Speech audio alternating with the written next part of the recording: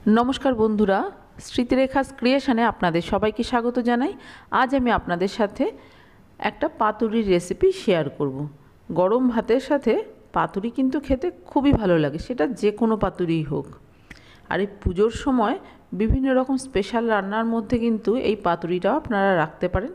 आशा करी बाड़िर सकलेरই खेते खूबई भालो लागबे। आमी आज माछेर पातुरि करेছি। কি মাছের পাতুরি করেছি এবং কিভাবে করেছি আসুন দেখে নেওয়া যাক আমার আজকের এই রেসিপিতে। প্রথমে একটা মশলা বেটে নেব। তার জন্য মিক্সির একটা জারের মধ্যে দিয়ে দেব 1 চামচ কালো সরষে, দিয়ে দিচ্ছি 1 চামচ হলুদ সরষে বা সাদা সরষে, আর দিয়ে দেব পোস্ত। এবার শুকনো অবস্থায় একটু ঘুরিয়ে নেব। তার আগে এর মধ্যে একটু লবণ দিয়ে দিলাম। তারপরে এর মধ্যে বেশ কয়েকটা কাঁচা লঙ্কা একটু জল দিয়ে একটা মিহি পেস্ট তৈরি করে নেব। এখানে দেখুন আমি 4 পিস ইলিশ মাছ নিয়েছি। আজ আমি ইলিশ মাছের পাতুরি করব। ভীষণ সহজ রান্না, আর ইলিশ মাছের পাতুরি খেতে পছন্দ করেন না এমন লোকের সংখ্যাও কিন্তু খুবই কম। মাছগুলো খুব ভালো করে ধুয়ে জল ঝরিয়ে নিয়েছি। এবার এই মাছের মধ্যে মশলা মাখিয়ে নেব। মাছে আমি আর লবণ হলুদ আলাদা করে মাখিয়ে নিচ্ছি না, যেহেতু মশলার মধ্যেই সব কিছু থাকবে। একটা বড় বাটির মধ্যে বেটে নেওয়া সর্ষে, পোস্ত, কাঁচা লঙ্কা নিয়ে নিলাম। এই সর্ষে বাটার সময় কিন্তু জলের ব্যবহারটা একটু কম করে করবেন, পাতলা হয়ে গেলে পাতুরিটা তৈরি করতে অসুবিধা হবে। এবার এর মধ্যে 1 চামচ টক দই দিয়ে দিলাম, সামান্য একটু হলুদ আর স্বাদ অনুযায়ী লবণ, আর দিয়ে দিচ্ছি একটু চিনি। যেহেতু এখানে দই ব্যবহার করছি সেই জন্য সামান্য একটু চিনি দিলাম, টেস্টটা ব্যালেন্স করবে। দিয়ে দেব সর্ষের তেল। এবার এই মশলাটা খুব ভালো করে মিশিয়ে নিতে হবে। দইটা অবশ্যই রুম টেম্পারেচারে থাকবে, তখনই ব্যবহার করবেন। ঠান্ডা দই দেবেন না, তাহলে কিন্তু পাতুরির টেস্টটা নষ্ট হয়ে যাবে। সব কিছু দেখুন খুব ভালো করে মিশিয়ে নিয়েছি। এবার এর মধ্যে আমি ধুয়ে রাখা মাছগুলো দিয়ে দিচ্ছি। এই মশলার সাথে যেহেতু কিছুক্ষণ ম্যারিনেট করে রেখে দেবো, সেই জন্য আলাদা করে আর মাছে লবণ হলুদ মাখিয়ে নিইনি।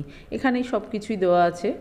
খুব ভালো করে দেখুন মাছের গায়ে লবণ হলুদটা বা মশলাটা মাখিয়ে দিলাম। এইভাবেই 15 থেকে 20 মিনিট রেখে দেব। ততক্ষণে আমি কলা পাতাগুলো একটু পুড়িয়ে নেব। আপনারা চাইলে গরম জলেও সেদ্ধ করে নিতে পারেন। একটু ঘুরিয়ে ঘুরিয়ে পুড়িয়ে নিচ্ছি। এই কলা পাতাগুলো আমার একদিন আগে তুলে রাখা, ওই জন্য একটু হলুদ হয়ে গেছে। সব কটা পাতা ওই একই রকমভাবে একটু ঘুরিয়ে ঘুরিয়ে পুড়িয়ে নিতে হবে। পুড়িয়ে নিলে বা সেদ্ধ করে নিলে কিন্তু পাতাগুলো ভাজ করতে গিয়ে আর ভেঙে যাবে না, অথবা কিন্তু পাতা ভীষণ ভেঙে যায় কলা পাতা। সব কটা পাতা দেখুন পোড়ানো হয়ে গেছে। এবার আমি পাতুরিটা রেডি করব। একটা বড় থালা নিয়ে নিয়েছি। এবার এই থালার মধ্যে নিয়ে নেব একটা কলা পাতা। এবার এই মাছের থেকে 1 পিস মাছ আমি এই কলা পাতার মাঝখানটায় দিয়ে দেব, আর দিয়ে দেব কিছুটা মশলা।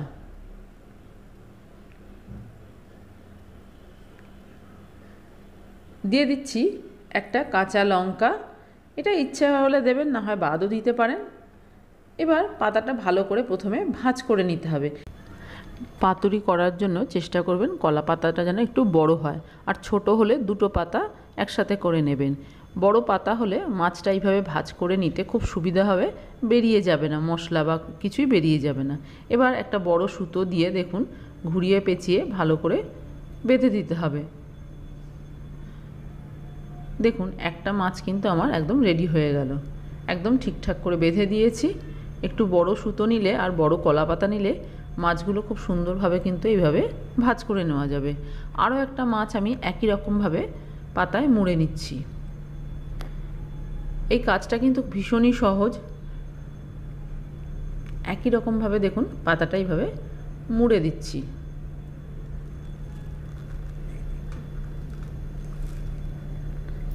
এবার একটা সুতো দিয়ে ভালো করে বেঁধে নিতে হবে।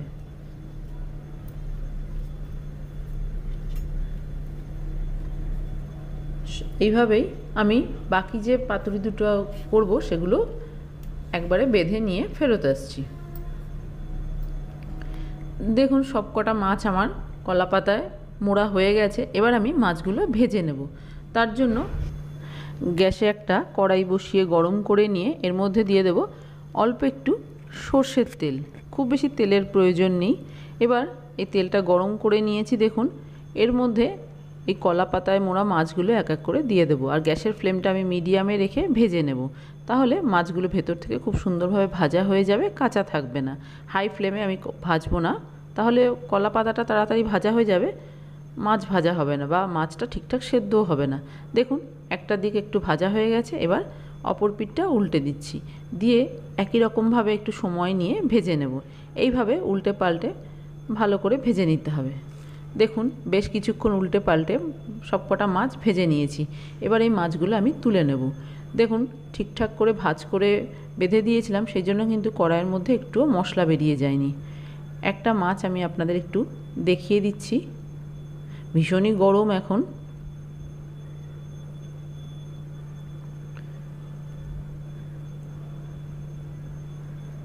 এত গরম হাত দিয়ে খুলতেও খুব অসুবিধা হচ্ছে। দেখুন খুব সুন্দরভাবে কিন্তু পাতুরি তৈরি হয়ে গেছে, আর খুব সুন্দর একটা গন্ধ বেরোচ্ছে কাঁচা তেল এবং সর্ষে বাটার। তৈরি হয়ে গেছে আমার আজকের রেসিপি ইলিশ মাছের পাতুরি। অল্প উপকরণ দিয়ে চটপট তৈরি হয়ে যায়, আর খেতে তো ভীষণই ভালো লাগে। ইলিশ মাছ এমনি খুবই সুস্বাদু একটা মাছ। গরম ভাতের সাথে এরকম পাতুরি হলে আর কিছুর কিন্তু প্রয়োজন হবে না। আমার আজকের এই ইলিশ মাছের পাতুরির রেসিপি আপনাদের কেমন লাগলো বাড়িতে করে দেখবেন। ভালো লাগলে একটা লাইক শেয়ার কমেন্ট করবেন। আর আপনি যদি আমার চ্যানেলের নতুন বন্ধু হয়ে থাকেন, তাহলে আপনার কাছে একটাই অনুরোধ, আমার চ্যানেলটা সাবস্ক্রাইব করে আমার পাশে থাকার। আপনারা সবাই খুব ভালো থাকবেন। আপনাদের সাথে আমার আবার দেখা হবে অন্য কোনো নতুন ভিডিওতে, নতুন কোনো রেসিপির সাথে।